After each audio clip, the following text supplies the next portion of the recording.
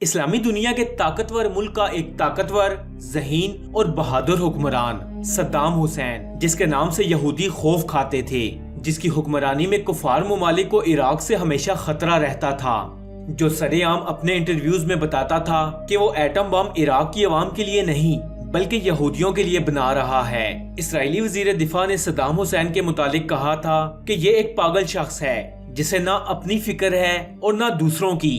Saddam Hussein کفار کی بالادستی کے آگے سر اٹھا کر ڈٹ جاتا تھا اور اس کے دور حکومت میں یہودی اور کفار عراق سے ایسے خوفزدہ تھے جیسے آج پاکستان سے ہیں۔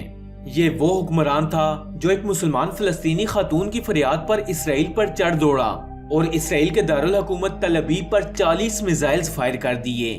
ایک بار صدام حسین کی لائیو پریس کانفرنس کے دوران ایک عورت صدام حسین کے سامنے آئی اور صدام حسین سے سخت الفاظ میں کہا کہ اسرائیلی فوجیوں نے میری بیٹی کا قتل کر دیا ہے، کیا تمہیں ان بچوں، بوڑھوں اور عورتوں کی چیخو پکار سنائی نہیں دیتی جو فلسطین کی سڑکوں پر روزانہ اسرائیلی فوجیوں کی گولیوں کا نشانہ بنتے ہیں؟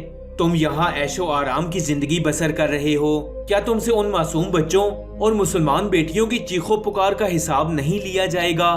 صدام حسین اس عورت کی باتیں سن کر رو پڑا اور آنسو صاف کرتے ہوئے اس عورت سے کہا کہ اب اسرائیل کا کوئی بھی شخص صبح کا سورج نہیں دیکھ پائے گا۔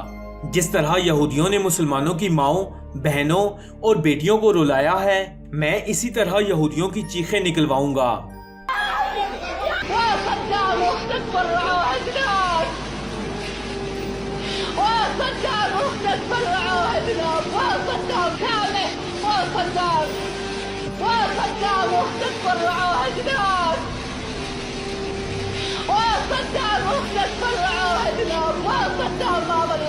أولادهم من الرجول أفعال كتب مملوك وشيوخ وزعامة نساية أولاد بتحت الرجال عقال ولا تعرف حلال ولا حرام.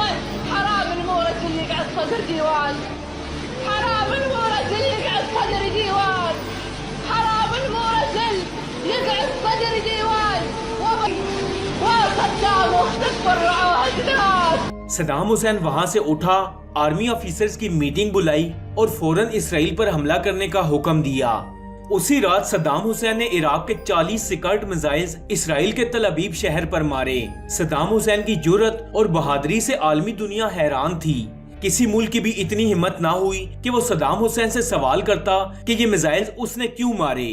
ان 40 میزائلوں نے اسرائیل کے تل ابیب شہر کو مٹی کی دھول میں اڑا دیا۔ بلڈنگز تباہ ہو گئیں، ہزاروں یہودی مارے گئے اور اسرائیل کے اندر افراتفری مچ گئی۔ صدام حسین نے یہ 40 میزائلز ایک ایک کر کے اسرائیل پر داغے۔ وہ دن اسرائیل کی تاریخ کا بدترین دن ثابت ہوا۔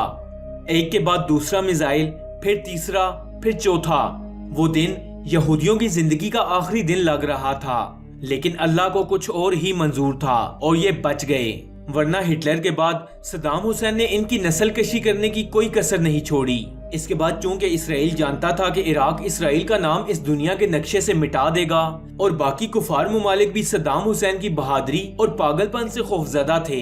جو شخص ایک عورت کی فریاد پر 40 میزائل اسرائیل پر مار سکتا تھا، وہ امریکہ، اسرائیل اور اس کے حامیوں کے لیے ڈر اور خوف کا نشان تھا۔ اسرائیل یا امریکہ عراق کے خلاف جنگ نہیں لڑ سکتے تھے، لہٰذا امریکہ، اسرائیل اور اس کے حامیوں نے مل کر چال چلی اور آہستہ آہستہ عراق کے گرد اپنی فوجیں جمع کرنا شروع کر دیں۔ دوسرا جنگ عظیم اول اور دوم کے اندر عراق نے امریکہ کی بھرپور حمایت کی تھی، اسی لیے امریکہ عراق سے ڈائریکٹ دشمنی مول نہیں لے سکتا تھا۔ یہ ظاہری طور پر عراق کا دوست تھا، لیکن اندر ہی اندر سے یہ عراق کو تباہ کرنے کی تیاری کر چکا تھا۔ ان ممالک نے 2 بار عراق پر جوہری ہتھیاروں کا الزام لگا کر حملہ کیا کہ عراق جوہری ہتھیار بنا چکا ہے اور یہ جوہری ہتھیار دنیا کے لیے خطرناک ثابت ہو سکتے ہیں، لیکن امریکہ کو عراق سے کچھ نہیں ملا۔ 2003 میں امریکہ، برطانیہ، آسٹریلیا اور ان کی پشت پناہی پر موجود اسرائیل نے عراق پر جب حملہ کیا تو صدام حسین عراق کے اندر ہی کہیں چھپ گیا، کیونکہ اکیلا عراق ان سب ممالک سے جنگ نہیں لڑ سکتا تھا۔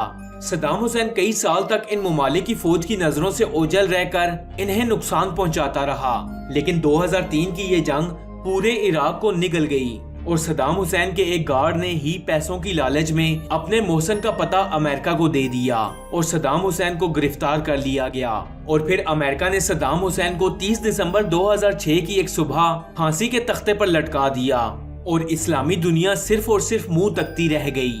وہ مجاہد جو اکیلا شیر کی طرح اسرائیل پر جھپٹا، ان کفار ممالک نے چالیں چل کر اسے رستے سے ہٹا دیا، اور اسی لیے اسرائیل نے عراق کے نیوکلیئر ری ایکٹر پر حملہ بھی کیا تھا، جس پر میں پہلے سے ایک تفصیلی ویڈیو بنا چکا ہوں۔